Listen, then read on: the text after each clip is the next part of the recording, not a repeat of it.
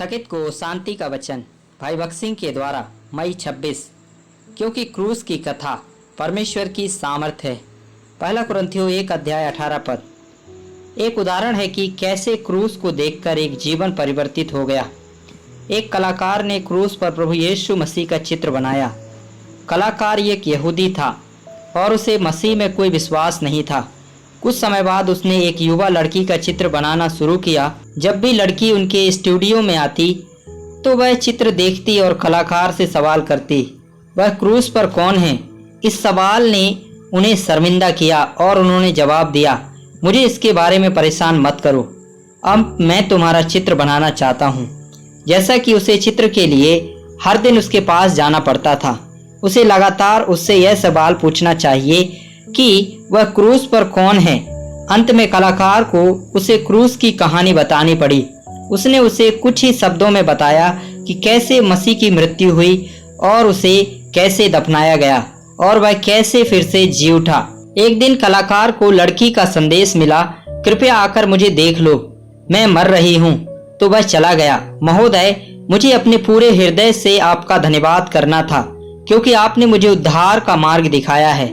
मैं बहुत बड़ा पापी रहा हूँ, मेरे मरने का समय आ गया है, किंतु मैं जानता हूँ कि मेरे प्रभु ने मेरे पापों को क्षमा कर दिया है। उसने आपके पापों को कैसे क्षमा किया? कलाकार ने पूछताछ की। तब उसने उससे कहा, जब से मैंने तुम्हारे स्टूडियो में तस्वीर देखी और तुमने मुझे इसकी कहानी सुनाई, तब से मैं बेचैन हो गई। मैं अपने पापों को देखने लगी और तब मुझे एहसास हुआ कि मसीह मेरे पापों के लिए मरा और मैंने मेरे पापों को स्वीकार किया। अब मैं जानता हूँ कि उसने मुझे क्षमा कर दिया है। उसने जारी रखा, यह आपकी वजह से है कि मैं अपने उद्धारकर्ता से मिली और इसलिए मैं मरने से पहले आपको धन्यवाद देना चाहती हूँ। यह कहने के बाद वह शांति से चली गई। तब कलाकार ने अपने आप से कहा, क्रूस की यह चित्र कई वर्षों से मेरे स्टूडियो में है। मैं इसके रहस्य को कभी नहीं जान पाया, परंतु अब मैं क्रूस की सामर्थ को जानता हूँ। उसने अपने पापों से पश्चाताप किया और रोया, हे प्रभु, मैं धन्यवाद करता हूँ, आप मेरे पापों के लिए मारे गए।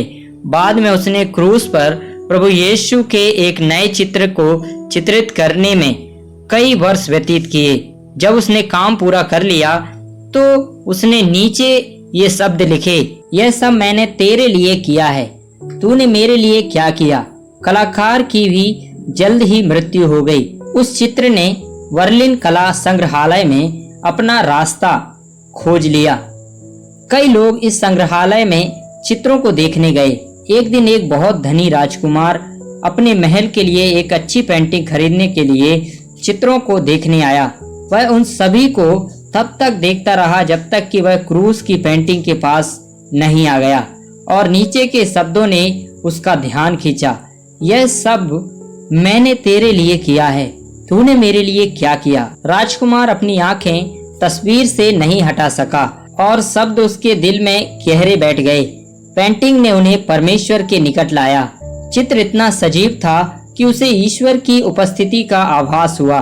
उसे ऐसा लगा जैसे स्वयं प्रभु उसके पास खड़े होकर ये शब्द कह रहे हों, यह सब मैंने तेरे लिए किया है, तूने मेरे लिए क्या किया?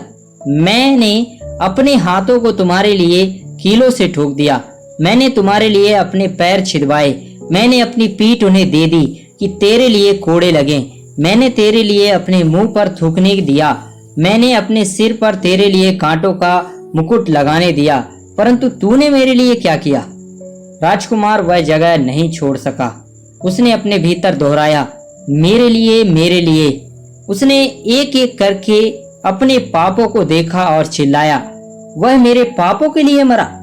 उसके गालों पर आंसू लुढ़कने लगे और वह उसी स्थान पर घंटों रोता रहा जब तक कि चौकीदार ने आकर नहीं कहा, सर, मुझे घर जाना चाहिए, बहुत देर हो चुकी है। राजकुमार ने उस पेंटिंग को खरीदा और अपने घर ले गया।